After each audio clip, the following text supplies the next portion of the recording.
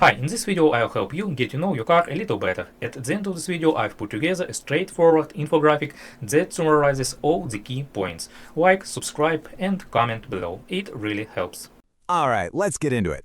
Today we're putting on our detective hats and grabbing our magnifying glass because we're about to investigate one of the most common and, let's be honest, frustrating codes your car can throw at you. We're going to crack the case of P0203, turning what seems like a complex engine problem into a mystery that you can absolutely solve. So, where does this whole investigation begin?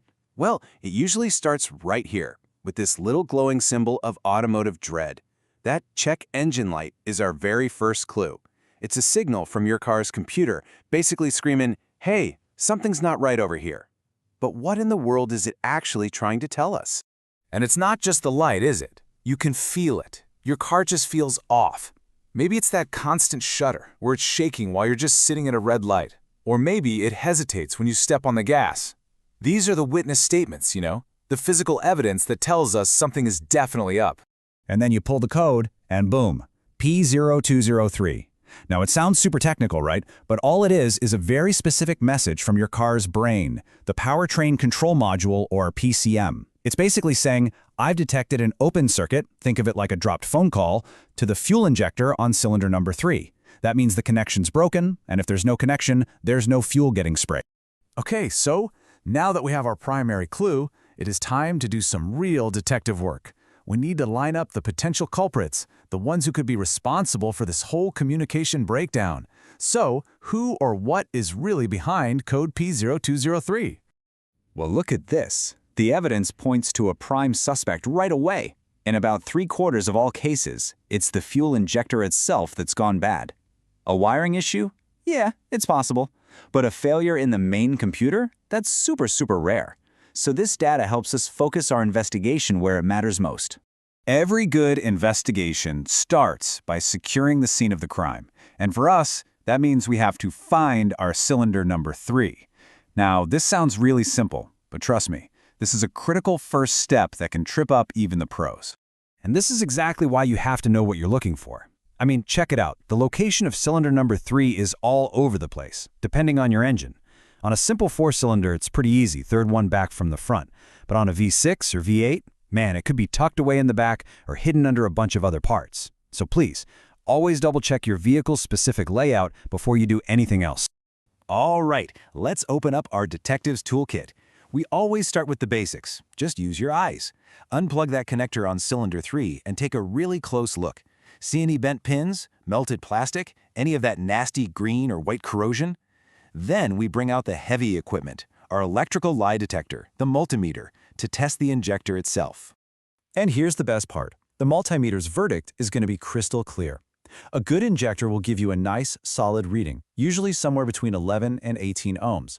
That tells you the electrical coil inside is good to go. A bad one, though, it's going to read OL for open loop. That means the circuit is broken inside. It's a simple pass or fail, no gray area.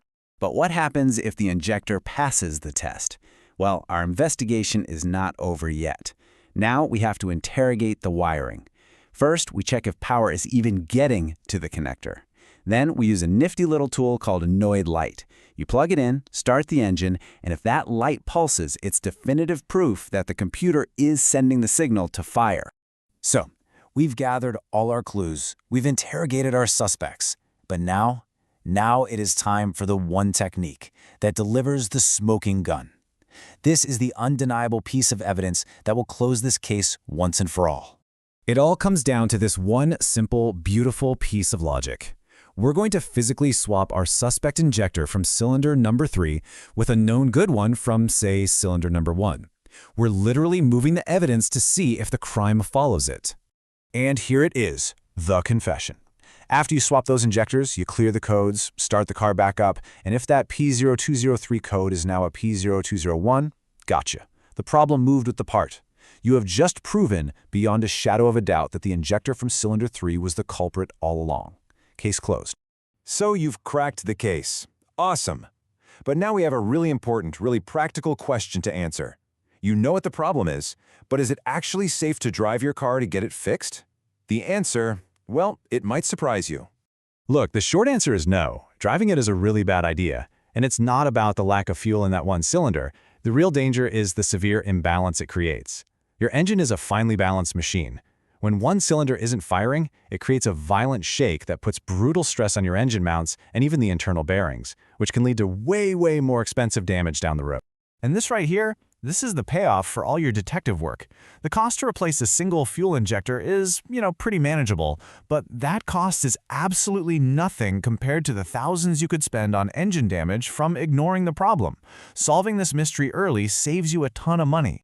So our case is closed, the culprit is caught, but for our final report, let's play the role of a criminal profiler for a second. Why cylinder number 3? I mean, is it just bad luck? Or is there a reason this specific cylinder seems to get into trouble so often? Well, it turns out its location can be its undoing. It's kind of like real estate. Location, location, location. Those middle cylinders tend to run hotter. They can also experience some unique vibrations that stress out electrical connectors over thousands of miles. And sometimes, the wiring harness just has a tougher journey through the engine bay, making it more likely to get damaged over time. So think about what you just did. By following the clues, using the right tools, and just applying some simple logic, you took a scary check engine light and a confusing code and you turned it into a solved case. You didn't just fix a problem, you learned how to listen to your car. So the only real question left is, what mystery are you going to solve next?